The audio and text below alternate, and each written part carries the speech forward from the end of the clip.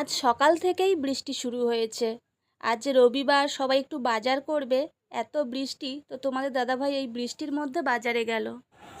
Good morning বন্ধুরা, কেমন আছো সবাই? আশা করছি সবাই খুব ভালো আছো আর সুস্থ আছো। আজ হচ্ছে রবিবার আর সকাল থেকে বৃষ্টি হচ্ছে, আর আমাদের সবাই শরীরও একটু খারাপ আছে। কদিন সব জ্বর হয়েছিল, তো তো তেমন কিছু খেতেও ইচ্ছা করছে না। আজকে ওই জন্য একটু ভালো ভালো বাজার করে নিয়ে এসছে। এই যে ইলিশ মাছ, আজকে অনেক কিছু রান্না করব। আর আমার ছেলে ইলিশ মাছ খায় না, তার জন্য এই যে বাগদা চিংড়ি নিয়ে আসা হয়েছে, আর ছোট চিংড়ি এনেছে। এটা দিয়ে কিছু একটা সবজি রান্না হবে। তো আমাদের এখনো ব্রেকফাস্ট করা হয়নি, চলো ব্রেকফাস্টটা করে নিই। আজ সকালে আমার ছেলে বলছে, মা একটু পাও ভাজি করো। আর ওরও জ্বর হয়েছিল, প্রচণ্ড জ্বর ছিল, ওরও মানে অনেক কিছু খেতে ইচ্ছা করছে না। আজকে বলছে একটু পাও ভাজি করো। তো আমি একটু রেগেই গেছিলাম, কেননা আমারও শরীরটা ঠিক নেই, ভালো লাগছিল না। তো তারপরে বানালাম। তো সবজিটার মধ্যে বিট, গাজর, বিনস, টমেটো, বাঁধাকপি, আলু সব কিছু দিয়ে বানানো হয়েছে। আর ব্রেডটা আমার ছেলে বাটার আর এই সবজি দিয়ে একটু সেঁকে নিয়েছে। তবে এটা পাওভাজির ব্রেড নয়, স্লাইস ব্রেড ছিল, সেটাই দিয়েই মানে এই পাওভাজি করা হলো। তো তোমাদের দাদাভাই আর আমার ছেলে খেয়ে নিয়েছে, আমি শেষে খাচ্ছি। আর সঙ্গে এই একটু শসা কেটে নিয়েছি। আর তোমাদের দাদাভাই পেয়ারা কেটে দিয়েছে। পেয়ারা খেলে শুনেছি মুখের রুচিটা ঠিক হয়, তাই পেয়ারা কেটে দিয়েছে খাওয়ার জন্য। আর হ্যাঁ, তোমাদের না দেখাতে ভুলে গেছিলাম, এই যে দেখো চিতি কাঁকড়া এনেছে, বাজারে বিক্রি হচ্ছিল। তো সবসময় এটা পাওয়া যায় না, যখনই পাওয়া যায় নিয়ে আসা হয়। আমরা কাঁকড়া খেতে একটু বেশি পছন্দ করি। সে সমুদ্র কাঁকড়া হতে পারে, আরেকটা ওই মানে ছিট একটা কাঁকড়া পাওয়া যায় বেশ বড় বড়, সেটাও দেখতে পেলে আনা হয়। আবার চিতি কাঁকড়া এখন দেখতে পেয়েছে, নিয়ে এসছে অল্প করে। তো ভাতটা হয়ে গেল, পেঁপে সিদ্ধ দিয়েছি, আর এদিকে চিংড়িটা ছাড়িয়ে নিয়েছি, আর এই ইলিশ মাছটা রান্না করছি। তোমরা এর আগে এই রেসিপিটা দেখেছো। তো ইলিশ মাছ যখনই আমাদের বাড়িতে আসে, মানে অন্য কোনো রেসিপি হয় না, এই রেসিপিটাই সবসময় হয়। আমার বর এই রেসিপিটা খেতে এত পছন্দ করে। তো দেখো, সর্ষে আমি বেটে নিয়ে মানে মিক্সচারে পেস্ট করে ছেঁকে নিয়েছি। তারপরে দই দিয়েছি, দইটা ফেটিয়ে দিলেও হয়, আমি এমনি প্যাকেট থেকে দিয়ে দিলাম দই। তারপরে একটু হলুদ দিলাম, কাঁচা লঙ্কা আর সর্ষের তেল, ব্যাস আর কিছু লাগবে না। এবারে এটা দিয়ে তোমরা 5-10 মিনিট এটা ম্যারিনেট করে রেখে দিতে পারো। ও হ্যাঁ, আর একটু লবণ আর চিনি দিয়েছি, বলতে ভুলে গেলাম। তো এইভাবে 10 মিনিট ম্যারিনেট করে রেখে দিলেই হয়ে যাবে। তো আজকের আমি ওই যে সর্ষেটা যখন ছেঁকে নিচ্ছিলাম, একটু জল দিয়ে ছেঁকেছি, একটু পাতলা হয়ে গেছে, এতটা পাতলা হয় না। তো এবারে দেখো কালারটা কত সুন্দর দেখতে লাগছে।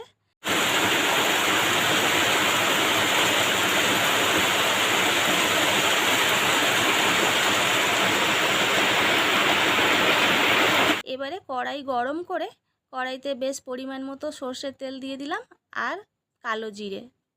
কালো জিরে ছাড়া আর কিচ্ছু লাগবে না। এবারে ম্যারিনেট করা মাছটা এর মধ্যে দিয়ে দেবো। মানে খুব সহজে হয়ে যায় এই রেসিপিটা, আর টেস্টটা খুব দারুণ হয়। তো প্রথমে একটু হাই ফ্লেমে ছিল, মাছটা ফুটে উঠেছে। এবারে আমি গ্যাসটা একদম সিমে করে দিলাম, দিয়ে ঢাকা দিলাম। এই সিমে থাকতে থাকতেই মাছটা এবারে হবে। আর এদিকে আমি চিংড়ি মাছটা নুন হলুদ মাখিয়ে নিচ্ছি। তো ভাতটা একদিকে হয়ে গেছে, তো একদিকে ইলিশ মাছটা বসিয়ে দিয়েছি, আর আরেকদিকে এই চিংড়ি মাছটা ঝাল করব। তো চলো চিংড়ি মাছটা তাহলে ভেজে নিই।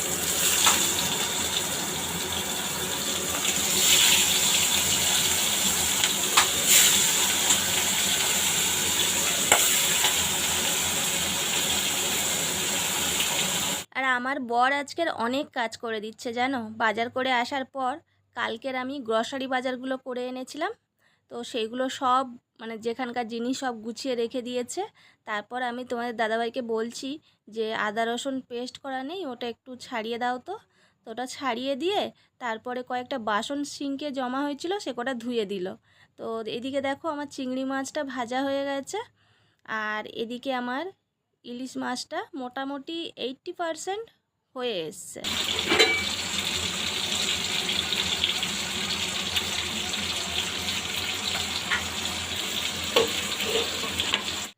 তো এবারে ইলিশ মাছটা মোটামুটি 90% হয়ে গেছে।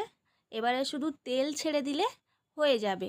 তো তার আগে আমি না কয়েকটা কাঁচা লঙ্কা আমি এখানে অ্যাড করব। তো শেষের দিকে কাঁচা লঙ্কাটা দিলে এর একটা আলাদা ফ্লেভার হয়। তো কয়েকটা কাঁচা লঙ্কা আমি এর মধ্যে দিয়ে দিলাম। তো এবারে আমি ঢাকা দিয়ে দেব। তো এইভাবে আর 5 মিনিটের মতো আমি সিমে রেখে দেব। তো এবার আস্তে আস্তে তেল ছেড়ে দেবে, তারপরে নামিয়ে নেব।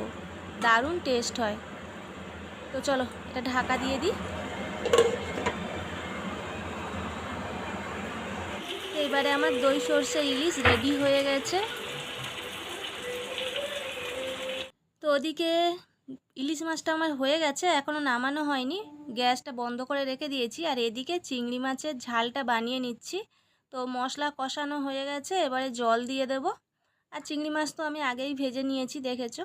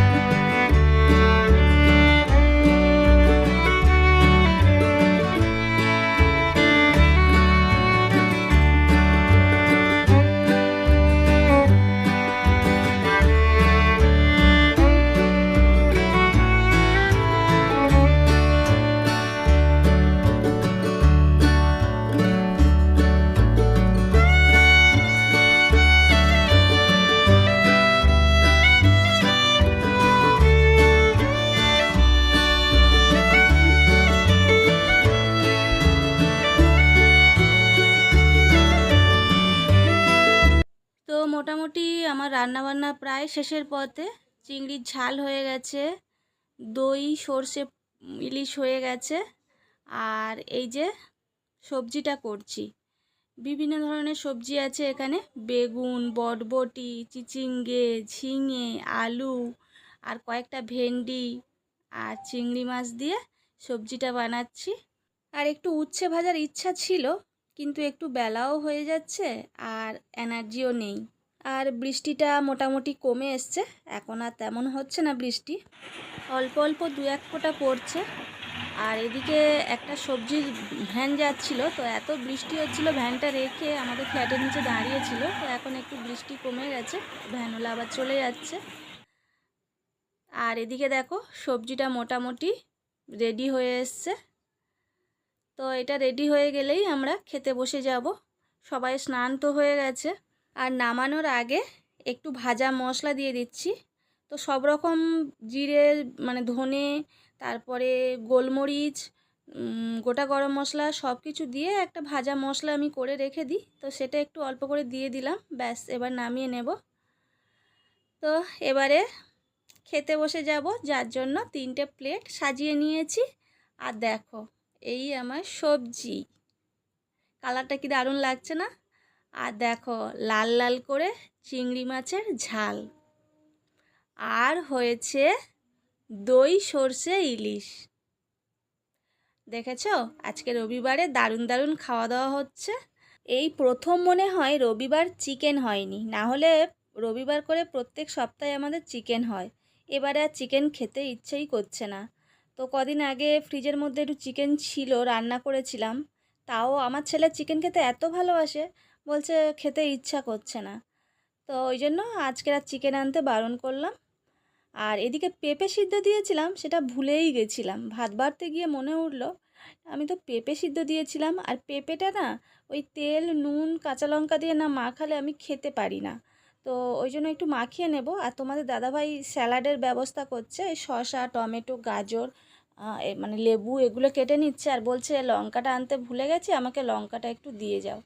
তা তোমাদের দাদাভাইকে আমি লঙ্কার কৌটোটা দিয়ে আসছি, তারপরে আবার ভাতের জোগাড় করে নিচ্ছি। আর এদিকে পেঁপে সিদ্ধটা দেখি মাখিয়ে নিই। তোমাদের দাদাভাই শুধু খেয়ে নেয়, কিন্তু আমি একদম খেতে পারি না বলে পেঁপেটা মেখে নিচ্ছি, একসঙ্গে তিনজনে খাবো। তো চলো তাহলে ভাত টাতগুলো বেড়ে নিই, তরকারি টরকারি সব সাজিয়ে গুছিয়ে দিই।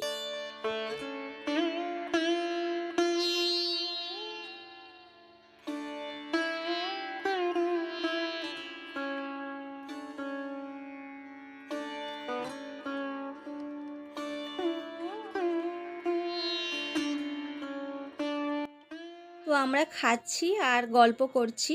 আসলে পেঁপে ভাতেটা আমি কাঁচা লঙ্কা দিয়ে মাখিয়েছি, লঙ্কাটা এত ঝাল, সেটাই বলছি যে প্রথম যেদিন আনা হয় তো বলছিলাম লঙ্কাটা একদম ঝাল নেই, আর আজকে মনে হচ্ছে বাবা এত ঝাল খেতে পাচ্ছি না। আর জিজ্ঞাসা করছিলাম যে ইলিশ মাছটা কত করে নিল। তো বর্ষাকালে প্রচুর ইলিশ মাছ এখন বাজারে এসছে, জানো তো। আমি কালকে সন্ধ্যাবেলা বাজারে গিয়েও দেখলাম প্রচুর ইলিশ মাছ এসছে, কিন্তু দামটা খুব একটা কম নেই। তো বড় ইলিশগুলো 1500-1600 করে বিক্রি হচ্ছে, আর ছোট ইলিশগুলো ওই 800। আমাদের যে ইলিশ মাছটা নিয়ে এসছে ওই ইলিশ মাছটা 800 টাকা করে নিয়েছে। তো ঠিক আছে বন্ধুরা, এই বৃষ্টির দিনে রবিবার আমরা জমিয়ে খাওয়া দাওয়া করি। আর আজকে ব্লগটা এখানে এন্ড করব। কেমন লাগলো অবশ্যই কমেন্ট করে জানিও। সবাই খুব ভালো থেকো, টাটা।